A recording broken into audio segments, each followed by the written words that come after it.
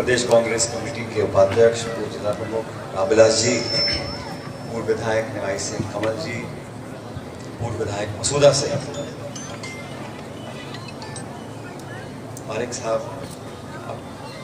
राकेश पारिक जी मेरे पुराने साथी हैं और ये इस बार मसूदा से चुनाव लड़े थे, लेकिन ये बहुत 30-35 साल से कांग्रेस के लिए समर्पित रहे हैं। इसलिए यहाँ जितने लोग बैठे हैं, हमारे ब्लॉक अध्यक्षा जी हैं, हमारे चेयरमैन, वाइस चेयरमैन, जिन्होंने बड़ी चतुराई से ये जो काम हुआ सो हुआ आगे की चालू कर दिया। ये तो आज उसका उद्घाटन फीता काटा ही है, वर्मा जी ने आगे लिस्ट बनाया। लेकिन मुझे खुशी है कि बच्चों के लिए जो पढ़ाई के संसाधन में मैंने हमेशा से ये कोशिश करी है, जहाँ से भी मैं सांसद विधायक रहा, कि गाँव में सबसे पहले तो मूलभूत सुविधा होनी चाहिए, पीने के पानी की, बिजली की, और उसके बाद जो बच्चों की पढ़ाई के लिए संसाधन होते हैं। अब स्कूल में बच्चे शिक्षा कैसी मिलती है वो उस पर निर्भर करता है कि संसाधन कैसे हैं, मास्टर कैसे हैं, कमरे कैसे हैं, बैठने की जगह, पढ़ाई की जगह। मुझे इतनी खुशी है इन कमरों के अंदर जो कंप्यूटर लगे हुए हैं कि आज मोबाइल का ज़माना है, इंटरनेट का ज़माना है। जब तक हमारे बच्चे बच्चियाँ प्रशिक्षित नहीं हो जाते टेक्नोलॉजी में, IT में, कंप्यूटर में, तब तक आप प्रतिस्पर्धा नहीं कर सकते। आप बड़े शहरों के जो बच्चे हैं उनके साथ आप मुकाबला नहीं कर सकते। तो गांव देहात के ढाणे के बच्चे बच्चियां पढ़ें, उनको मदद मिले, उनको संस्कार मिले, संसाधन हम लोग दें। ये हम सबकी सामूहिक कोशिश होनी चाहिए। इसमें कोई पार्टी या प्रशासन या सरकार विचारधारा आड़े नहीं आनी चाहिए। जब चुनाव खत्म हो गया, जनता का आदेश आ गया, किसको सत्ता में रहना है, किसको विपक्ष में रहना है, ये तय हो गया, तो फिर अपनी अपनी विचारधारा के तहत लोगों के विकास के, निर्माण के, प्रगति के इन कामों पर जोर देना चाहिए। इस प्रकार की राजनीति हमें देश प्रदेश में लागू करनी चाहिए। और ये बात मैं इसलिए बोल रहा हूँ क्योंकि यहाँ काफ़ी स्कूल के बच्चे बैठे हैं। इन बच्चों को हम क्या दिखा रहे हैं और क्या संस्कार दे रहे हैं।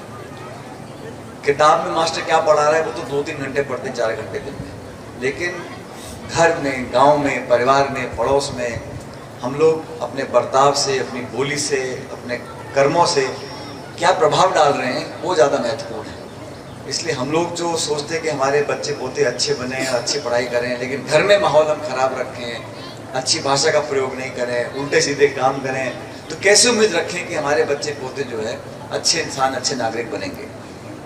हम सब चाहते हैं, कोई माँ बाप नहीं चाहेगा कि हमारा बच्चा बिगड़ जाए या गलत रास्ते पर जाए, तो हम अच्छे स्कूल में पढ़ाने भेज देते हैं। लेकिन हम खुद क्या करते हैं, हमारी भाषा कैसी है, व्यवहार कैसा है, बर्ताव कैसा है, कर्म कैसे हैं। हम काम तो करें उल्टे सीधे और उम्मीद रखें कि हमारे बच्चे बहुत अच्छे बनेंगे और बहुत जिम्मेदार बनेंगे, ऐसा संभव नहीं है। इसलिए संस्कार देना परिवार का काम है, और परिवार कोई एक कुटुंब नहीं है। परिवार पूरा गाँव, पूरी पंचायत, पूरा समाज, सभी लोग होते हैं इसके अंदर। तो अच्छा माहौल रहे, विवाद खत्म हो। जिस प्रकार की बातें आज हम देखते हैं टेलीविज़न में, सोशल मीडिया पे, उसे देखकर दुख होता है कभी कभी कि हम क्या बताना चाह रहे हैं और क्या अगली पीढ़ी को छोड़कर जा रहे हैं। आज से 20-30 साल पहले अलग ज़माना था, अलग माहौल था। तो आज हम लोगों को अलग तरह की सोच रखनी पड़ेगी और आने वाली पीढ़ी को हम किस प्रकार का देश और समाज छोड़ के जा रहे हैं, इस पर हमें ध्यान देना चाहिए। और मुझे खुशी है कि यहाँ पर जो एक बहुत पुरानी मांग सड़क की थी, उसमें भी आपने अच्छा मोटा बजट लगवाया। वर्मा जी, आपको मुबारक हो। और अभी इन्होंने मुझे मार्ट साहब कहा के प्रिंसिपल साहब, उन्होंने कहा कि साहब बच्चों की पढ़ाई के लिए अच्छे कमरे बन गए, लेकिन बच्चे जहाँ प्रार्थना करते हैं, प्रार्थना सभा कहाँ होती है बच्चों की पीछे, कहते हैं वहाँ पर हम उनका वो ऊपर कवर नहीं है। तो आप चिंता मत करो, उनके लिए बढ़िया सा टीन शेड मैं मेरे कोटे से लगाऊंगा ताकि धूप बारिश में बच्चों को दिक्कत नहीं हो। ये सब काम होंगे तो कोई दिक्कत नहीं। बाकी भी आपने मुझे बहुत सारे कहा, अतिक्रमण हो रहा है खेल मैदान का, उसमें भी हम चारदीवारी का काम करवाने का काम करेंगे। सारे विकास के काम भी आपके होते रहेंगे। और मैं भी चाहता हूँ कि क्षेत्र के अंदर जो लगातार हम लोग यहाँ पर आते हैं, सिर्फ ये फीता काटना या पत्थर लगाना मकसद नहीं। मकसद है कि जो प्रशासनिक अमला है, जो लोग कर्मचारी हैं, अधिकारी हैं, प्रशासन के हैं, राज किसी सरकार का भी हो, लेकिन उनकी जिम्मेदारी है कि वो लोगों के काम करें। बजट का आवंटन हो, उसमें कोई कमी ना रह जाए, काम गुणवत्ता के हों, उसमें कमी ना रह जाए। तो ये निरंतर, क्योंकि आप जब तक संपर्क सीधा नहीं रहेगा तो जानकारी नहीं मिलती है। जिस समस्या की जानकारी नहीं है उसका समाधान कैसे होगा? तो इसलिए मैं देश के किसी कोने में भी हूँ, कहीं पर भी प्रचार कर रहा हूँ, पार्टी का काम कर रहा हूँ, जिम्मेदारी मेरी बहुत सारी होगी, लेकिन इस क्षेत्र ने क्योंकि मुझे चुनकर भेजा है 8-9 महीने पहले और आपने बहुत लंबा अपना आशीर्वाद दिया है, तो मेरा दायित्व है, मेरी जिम्मेदारी है, मेरा फर्ज है कि मैं आप लोगों के साथ एक जीवन संबंध रखूं, हमारे मतदाताओं के साथ, कार्यकर्ताओं के साथ और आप सब लोगों के साथ। इसलिए बार बार इन गाँवों में, ढाणियों में आकर आपके बीच मुलाकात होती रहती है। और हकीकत ये है कि जब भी क्षेत्र में आता हूँ, यहाँ से जब वापस जाता हूँ जयपुर की तरफ, तो एक ताकत लेके जाता हूँ। और राजनीति में हमेशा हर मोड़ पर जब संघर्ष करने का मौका आता है, तो आप लोगों की ताकत मेरे लिए बहुत बड़ा एक वरदान है, बहुत बड़ी शक्ति है मेरे लिए।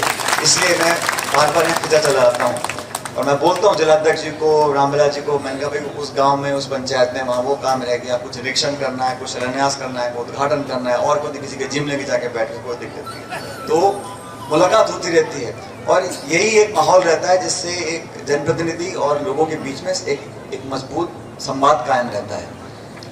दुख परेशानी है, 100 काम में से आधे हो गए, पौने हो गए, एक निरंतर प्रक्रिया चलती रहनी चाहिए। देश में भी आज जो माहौल बना है उससे थोड़ा हम लोगों को सबक लेने की ज़रूरत है। हम लोग जो राजनीति में हैं विरोध करते हैं, चुनाव चल रहा है, अभी हरियाणा में चुनाव चल रहा है, जम्मू कश्मीर में कल मैं रजौरी पुंछ के इलाके में था, पाकिस्तान के ठेठ बॉर्डर पर, वहाँ पर हम प्रचार कर रहे थे, अपनी पार्टी की बात रख रहे थे। लेकिन मैं देखता हूँ कि कुछ ऐसे दल हैं और विशेष रूप से जो सत्ता में दल है आज, उनके लोग, उनके नेता ऐसी भाषा का प्रयोग कर रहे हैं जो नकारात्मक है और सभ्य समाज में उस प्रकार की भाषा का कोई स्थान नहीं है। आप वैचारिक विरोध करो, आप राजनीतिक विरोध करो, आप लोकतांत्रिक सीमाओं में सारी बातें बोलो, कोई परहेज नहीं।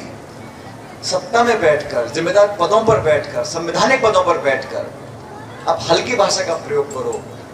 राहुल गांधी जी आज इस देश के प्रतिपक्ष के नेता हैं और प्रतिपक्ष नेता एक संवैधानिक पद है, पूरे विपक्ष का वो नेतृत्व करते हैं, जनता की आवाज बनकर पार्लियामेंट में सरकार की जवाबदेही तय करते हैं।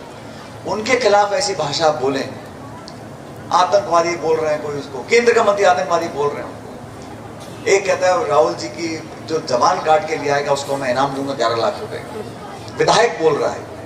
और सबसे बड़ा दुख की बात यह है कि जो ये बातें बोल रहे हैं उनके जो आका हैं, ना तो उनको टोक रहे हैं, ना उस बयान का खंडन कर रहे हैं, ना माफी मांग रहे हैं। इसका यह मतलब है कि उनकी मौन स्वीकृति है।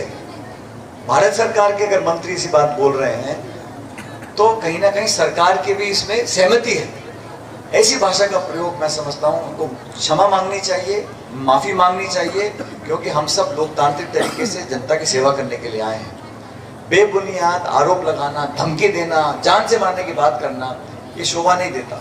इन सब लोगों को माफी मांगनी पड़ेगी और हम सब लोग जो है मजबूती से अपनी बात पर अड़िग रहेंगे। जो आज गरीब है, किसान है, दलित है, पिछड़ा है, जो दूर दराज के इलाकों में रह रहे हैं, वंचित लोग हैं, उनकी बात हम नहीं करेंगे, हम सरकार के जवाबदेही तय नहीं करेंगे, तो फिर देश कैसे आगे बढ़ेगा? वो चंद उद्योगपतियों के लिए काम होगा, नीति निर्माण होगा तो लोगों के लिए, चंद उद्योगपतियों के लिए, कुछ व्यक्तियों के लिए होगा। बहुत बड़ा देश है, सबको साथ लेकर चलना पड़ेगा। रोज रोज नए सबको को छोड़ देते हैं। 2 दिन पहले बोला 1 नेशन 1 इलेक्शन, पूरे देश में एक चुनाव होगा, और बीच में सरकार गिर गई इधर केंद्र की, तो पूरे देश के राज्यों में दोबारा विधानसभा चुनाव कराओगे। संविधान में संशोधन करने के लिए जो संख्या बल है वो आपके पास नहीं है, फिर भी लोगों का ध्यान भटकाने के लिए ये हर एक आध महीने में ये सुबह छोड़ देते हैं 1 नेशन 1 इलेक्शन। ये जो है ये सिर्फ लोग सवाल ना पूछें, लोग जवाबदेही देना कर पाए, इसलिए इस प्रकार की बातों को बोला जाता है, कोई दम नहीं है। तो केंद्र की सरकार को भी अपनी बातों पर यूटर्न लेना पड़ेगा। मुझे लगता नहीं कि बहुत ज़्यादा दम है, और जहाँ तक मैं देख कर आया हूँ जम्मू कश्मीर के अंदर, हरियाणा के अंदर हमारा दल, हमारी पार्टी बहुत आगे है, हम लोग चुनाव जीतेंगे। और राजस्थान के संदर्भ में मुझे लगता है कि सरकार बने 9-10 महीने हुए हैं। अक्सर 3-4 साल के बाद लोगों में मायूसी आती है, सरकार काम नहीं कर रही है। अब 10 महीने हुए नहीं, सारे काम, इस गर्मी में आपने देखा क्या हाल हुआ था, मई जून के महीने में ना बिजली, ना पानी, कटौती, कोई चिंता किसी को नहीं, अधिकारियों को डर किसी का नहीं। सत्ता के इतने सारे केंद्र बन गए, पता ही नहीं कौन किसके हाथ में ताकत है, कौन ट्रांसफर कर रहा है, कौन बजट दे रहा है, कौन भाषण पढ़ रहा है, कौन नहीं पढ़ रहा, कौन मंत्री है, कौन नहीं है। इस भूलभुलैया में टाइम बर्बाद कर रहे हैं। तो लोगों की उम्मीदों पर खरा हुई सरकार नहीं उतर पा रही, इसका मुझे भी खेद है। आप चिंता ना करें, जहाँ तक इस क्षेत्र की बात है, आप लोग जो जो काम मांगते रहेंगे, सड़क का, भवन का, उन सब कामों का हम कराएंगे। लेकिन पहली प्राथमिकता ये बच्चे बच्चियाँ बैठे, अच्छा पढ़ें, अच्छी शिक्षा लें, अपने पैरों पर खड़े हों और देश प्रदेश हम सब का नाम रोशन करें। ये सबकी कोशिश रहेगी। आज इन भवनों का उद्घाटन किया, उसके लिए आपको बहुत बहुत धन्यवाद। अभी अंदर कंप्यूटर लगे हैं, ये चलते हैं, इनको पढ़ाने वाले लोग हैं कि नहीं हैं? हाँ बच्चों, कंप्यूटर पढ़ाई होती है ना? ठीक है, अब आपके लिए जो प्रार्थना का इलाका है उसको मैं कवर करा दूंगा, और भी बच्चों को जो हम सारे काम कराएंगे। आप सबका बहुत बहुत धन्यवाद। राम राम सर। ताज़ा खबरों के लिए विजिट करें द फैक्ट इंडिया की वेबसाइट और डाउनलोड करें द फैक्ट इंडिया ऐप।